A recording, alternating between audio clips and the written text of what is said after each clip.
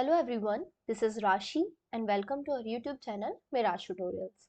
हमारा आज का टॉपिक है इंडस वैली सिविलाइजेशन यानी कि सिंधु घाटी सभ्यता। तो चलिए इसके बारे में जानते हैं कि सिंधु घाटी सभ्यता क्या है, कैसे विकसित हुई और कैसे इसका पतन हुआ।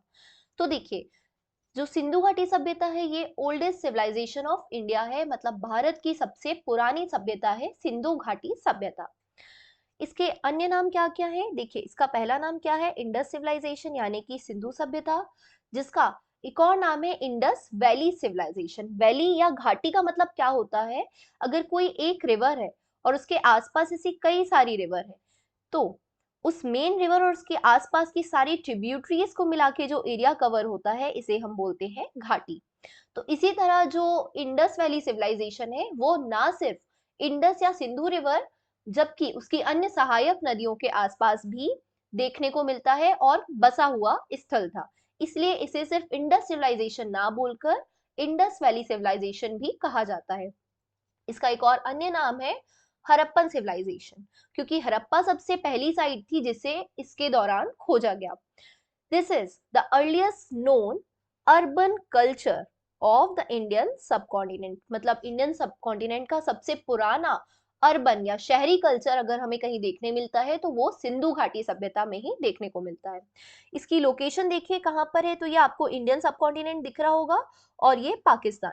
तो इसके मध्य में ये जो आपको हाईलाइटेड एरिया दिख रहा है ये है हमारा मेन इंडस वैली सिविलाइजेशन।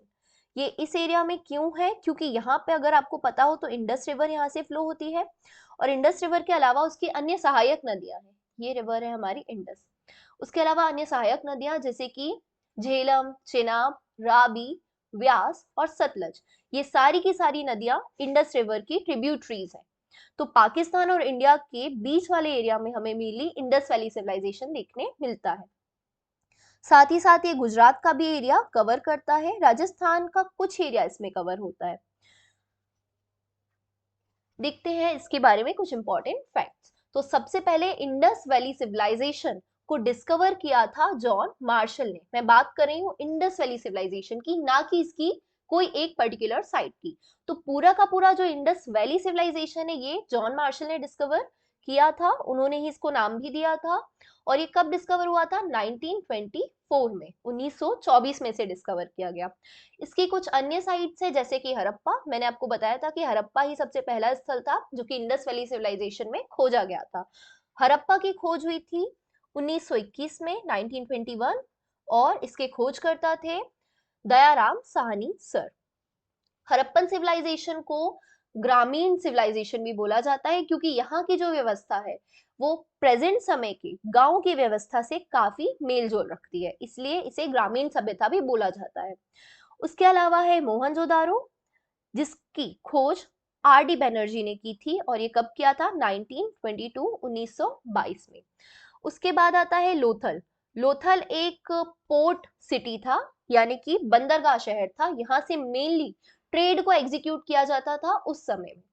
इसकी खोज की थी सर एस आर राव ने और ये कब किया था? 1957, 1957। उसके बाद है धौलावीरा, जिसकी खोज करता है मिस्टर जोशी, और ये कब उन्होंने किया था? तो 1968, 1968 में। तो ये कुछ मेन साइट्स हैं जो हड़प्पा सभ्यता या इंडस वैली सिविलाइजेशन के समय खोजी गई। इसके अलावा और भी है जैसे कि कालीबंगा हो गया, चहुंद्रो हो गया। तो ये सारी मेन साइट्स हैं जो कि इंडस वैली सिविलाइजेशन को सिंबलाइज करती है। अब देखिए इसमें मेनली कौन कौन सी रिवर है, तो इंडस रिवर तो नो डाउट है ही क्योंकि इसका नाम ही है इंडस वैली सिविलाइजेशन। उसके अलावा इंडस रिवर की ट्रिब्यूटरीज जो आपको काफी अच्छे से याद रखनी है, झेलम, चिनाब, रावी, ब्यास एंड सतलज। तो इंडस रिवर और साथ में इसकी 5 सहायक नदियों, मतलब टोटल 6 रिवर्स से घिरा हुआ है पूरा का पूरा इंडस वैली सिविलाइजेशन। देखिए कभी भी अगर सिविलाइजेशन होता है या नगरीय सभ्यता या कोई भी सभ्यता विकसित होती है तो वो नदियों के आसपास सबसे पहले विकसित होगी। ऐसा क्यों? क्योंकि जहां पर नदियां हैं वहां पे आपको इजीली इरिगेशन सिस्टम अच्छा मिल पाएगा। अगर आप पशुपालन करते हैं तो पशुओं के लिए पानी की उपलब्धता अच्छे से पूर्ण हो पाएगी। उसके अलावा हमें भी सरवाइव करने के लिए पानी की जरूरत होती है। तो कोई भी सभ्यता ऐसी जगह पर जल्दी विकसित होती है जहां पर पानी की उपलब्धता अधिक होती है। तो इसलिए यहाँ पे देखिए टोटल 6 रिवर है, इसलिए सबसे पुराना सिविलाइजेशन भी हमें यही देखने को मिलता है। ये किस एरा का है? तो लगभग 3000 से 4000 बीसी में इसका जन्म माना जाता है। मतलब 3 साढ़े 3 से लगभग 4 साढ़े 4 हजार साल पूर्व की बात है, जब इंडस वैली सिविलाइजेशन हुआ करता था। पर अभी इसका पतन हो चुका है, और ऐसा क्यों हुआ है उसके कारण हम आगे देखेंगे वीडियो में। यहाँ पे देखिए, आपको इमेज दिख रही है और आप क्लियरली देख पा रहे होंगे कि यहाँ पे ब्रिक्स बनी हुई है, और ब्रिक्स को जोड़कर यहाँ पर भवन आदि बनाए जाते थे। ये देखिए, ये उस समय का एक चित्र है जिसमें आपको मेनली 2 टाउन दिख रहे होंगे। यहाँ पर 2 टाउन की व्यवस्था हुआ करती थी। एक होता था अपर टाउन, जो कि काफी ऊंचे एरिया में होता था, और दूसरा होता था लोअर टाउन, जो कि प्लेन सतह पर होता था। अपर टाउन में कंपैरेटिवली कम लोग रहा करते थे, और लोअर टाउन में ज्यादा लोग रहा करते थे। अब यहाँ पे क्या होता था, ऐसे सेपरेट घर हुआ करते थे। हर घर के आगे एक आंगन होता था, और आंगन से वहां पर नालियां अटैच होती थी। हर घर से एक नाली जाती थी, और वो शहर की मुख्य नाली से कनेक्टेड होती थी, और वो नाली शहर में जो नदी है वहां से कनेक्ट हुआ करती थी। तो इस तरह से कितना proper and well maintain drainage system हुआ करता था। उसके अलावा यहाँ की सड़क व्यवस्था भी काफी उन्नत थी। यहाँ की जो सड़कें हैं वो टोटल 90 डिग्री, एग्जैक्ट 90 डिग्री पर बनी हुई होती थी। मतलब अगर एक सड़क यहाँ पर जा रही है तो दूसरा चौराहा एग्जैक्ट 90 डिग्री पे ऐसे क्रॉस करता था। ऐसा नहीं होता था कि कोई भी सड़क कहीं भी आ रही है और उसके बाद वो कहीं पे भी निकल जाए। तो चौराहे एग्जैक्ट 90 डिग्री पर मिलते थे। ये उस समय की नगरीय व्यवस्था की उत्तम अवस्था को दर्शाता है। उसके अलावा यहाँ पे काफी सारी नॉन रेसिडेंशियल बिल्डिंग्स भी हुआ करती थी। मतलब ऐसी बिल्डिंग्स जहाँ पे लोग रहा नहीं करते थे, जिसका उपयोग किसी समारोह के लिए किया जाता था। तो आगे हम देखते हैं ये किस लिए जाना जाता है, क्यों इतना फेमस है इंडस वैली सिविलाइजेशन। तो पहला चीज तो है इसका अर्बन प्लानिंग। अर्बन प्लानिंग मतलब कि जो शहरों को बसाने का प्लान हुआ था वो काफी उन्नत हुआ करता था। उसके अलावा बेक्ड ब्रिक हाउसेस, मतलब कि पक्की ईंटों से बने घर वहां पर हुआ करते थे। इलेबोरेटेड ड्रेनेज सिस्टम, मतलब वहां का जो ड्रेनेज सिस्टम था, नालियों की व्यवस्था थी, नालियों की निकासी थी, वो काफी उन्नत थी। वाटर सप्लाई सिस्टम, मतलब कैसे नदियों से घर तक या खेत तक पानी आना है, वो भी वेल डेवलप था। लार्ज नॉन रेसिडेंशियल बिल्डिंग, जैसा कि मैंने आपको बताया, किसी समारोह या अन्य फंक्शंस के लिए वहां पे बड़े बड़े भवन हुआ करते थे, जिसे नॉन रेसिडेंशियल बिल्डिंग बोला जाता है। उसके अलावा ये किस लिए फेमस है, तो techniques of handicraft and metallurgy.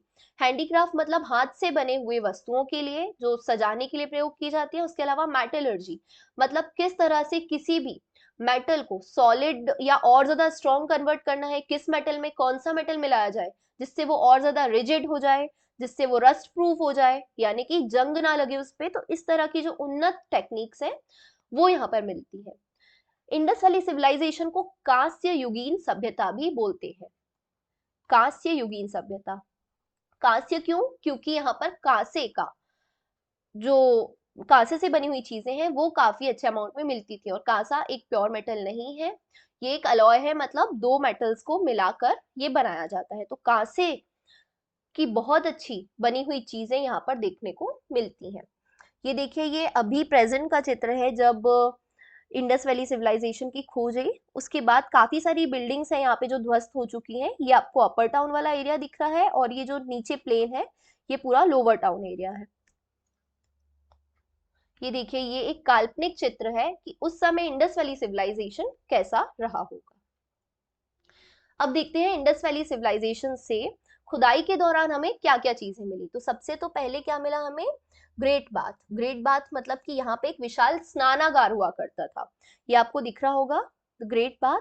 यहाँ पे वैसे तो ये खाली है, यहाँ पे कुएं से निकालकर उस समय पर पानी भरा जाता था, और विशेष अवसर या त्योहारों के दौरान लोग यहाँ पर स्नान करते थे और वापस इसको खाली कर दिया जाता था। तो इस तरह से यहाँ पे एक विशाल स्नानागार मिलता है। उसके अलावा यहाँ से हमें मिलती है ग्रेनरी, मतलब बड़े बड़े अनाज भंडार, जहाँ पे अनाज को स्टोर किया जाता था। उसके बाद हमें यहाँ से मिला है unicorn seal, bronze dancing statue. ये आपको ब्रॉन्ज डांसिंग स्टैचू दिख रहा है, जो उस समय बताता है कि जो वहां की सभ्यता है वो नगरीय सभ्यता हुआ करती थी, क्योंकि महिलाओं का डांस करना ऐसा जनरली ग्रामीण क्षेत्रों में अच्छा नहीं समझा जाता है। पर यहाँ पे देखिए, आपको ब्रॉन्ज डांसिंग स्टैचू दिख रहा है जो वहां की नगरीय सभ्यता को प्रदर्शित करता है। उसके अलावा seal of a man, with dears, elephant, tiger, rhinos around. मतलब यहाँ पे काफी सारी सील मिलती थी। और एक बात यहाँ की सीलों में सबसे खास है कि यहाँ पर पशुओं के चित्र ज्यादा हुआ करते थे। तो पशुओं के चित्र होने की वजह से इन सील्स को पशुपति सील भी कहा जाता था। उसके अलावा यहाँ पे एक बियर्ड मैन का स्टैचू मिला है, जैसे कि आपको यहाँ पर दिख रहा होगा। ये बियर्ड मैन, बियर्ड मीन दाढ़ी होता है, तो यहाँ पे बियर्ड मैन है ये। उसके अलावा ब्रॉन्ज बफेलो, तो ये देखिए ये ब्रॉन्ज बफेलो है। ये बता रहा है कि ब्रॉन्ज और अनेक प्रकार के मेटल्स का उस समय भी उपयोग किया जाता था। उसके अलावा बच्चों के खेलने के लिए यहाँ पर मिट्टी से बने हुए बर्तन या मिट्टी से बने हुए खिलौने मिलते थे।